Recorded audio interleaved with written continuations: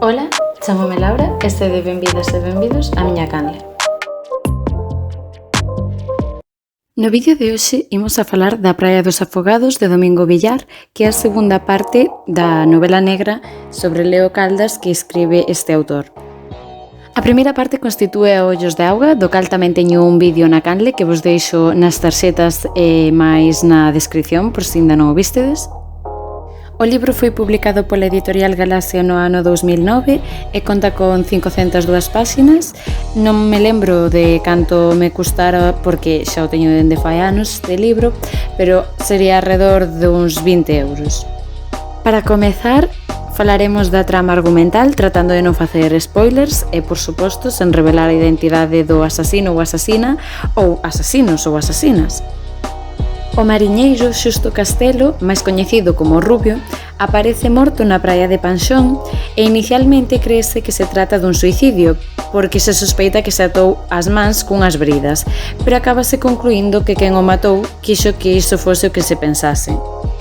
Así, cando se conclúe que o Rubio non se suicidara senón que fora asasinado, Leo Caldas, xunto con Rafael Estévez, o seu axudante, investiga este caso e descobre todas as supersticións que circulan ao redor deste asasinato, pois o Rubio tiña medo por algo e sospeitan que ese algo era o pasado.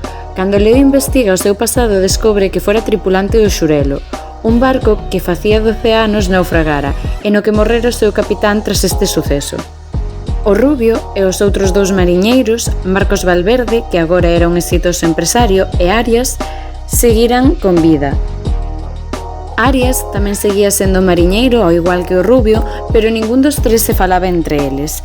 Agora a xente cría que o espírito do capitán Sousa viñera para vingarse. Coa descoberta deste pasado e a axuda dun amigo do inspector, o doutor Trabazo, Leo chega a outro caso policial de facía 12 anos. Cando investiga, descobre non só o que puido pasar e resolve o caso, senón que tamén ve os prexuízos e injustizas que se cometeran facía 12 anos.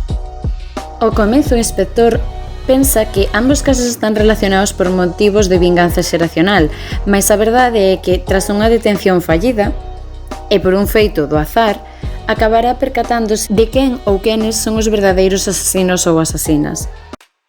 Polo que respecta aos personaxes, nesta segunda parte mantéñense os principais, é dicir, Leo Caldas e o seu axudante Rafael Estévez, xunto cos seus compañeiros Clara Barcia, Guzmán Barrio e o comisario Soto.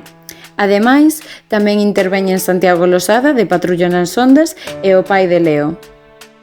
De todos estes personaxes compartidos con Ollos de Auga non vou explicar nada porque xa o fixen no vídeo de Ollos de Auga, así que se queredes saber algo sobre eles podedes ir a el, que como xa vos dixen deixovolo nas tarxetas de suxerencias e tamén na descripción.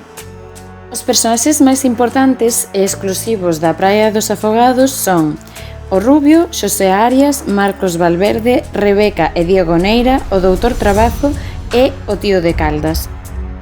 O Rubio, que como xa dixemos era Xusto Castelo, foi asasinado e é o motivo polo que comeza a investigación de Leo Caldas e Rafael Estévez. Era un mariñeiro que antes de selo fora heroinómano.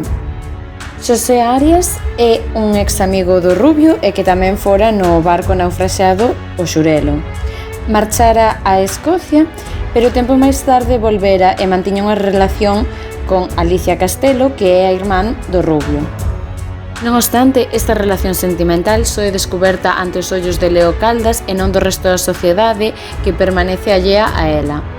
Isto débese a que ambos teñen que guardar o segredo debido a que Alicia está casada. Logo, Marcos Valverde tamén sufrira o naufraxio do Xurelo e tras iso abandonou o mar e decidiu meterse á construción.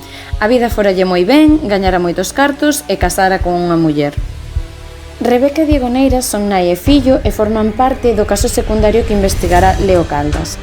Pola súa parte, o doutor Trabazo é un amigo da familia de Leo e é que non mantén informado e o vai guiando con pistas na súa resolución, xa que lle vai dicindo todo o que se sabe e se fala no pobo acerca do caso policial.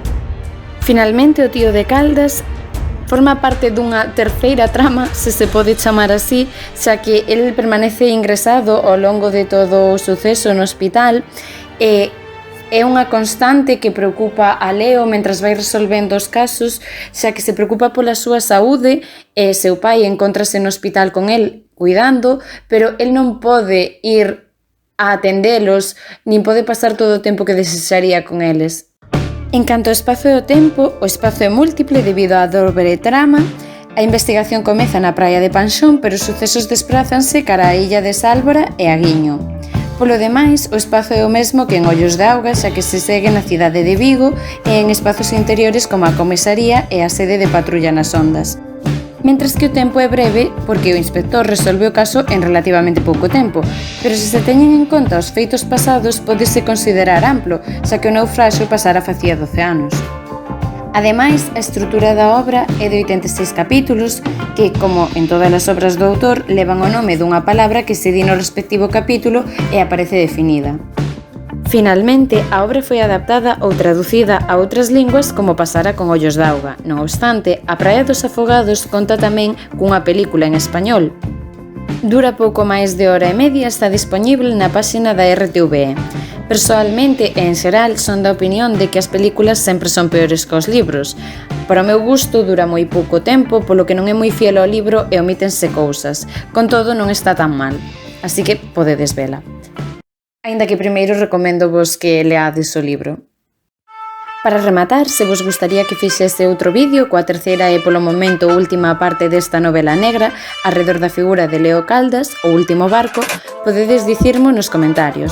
Se vos gustou o vídeo, podedes darlle a like e se non vos gustou a dislike, non olvidedes suscribirvos á canle e activar as notificacións. Vémonos no próximo vídeo que se subirá o domingo que ven. Chao!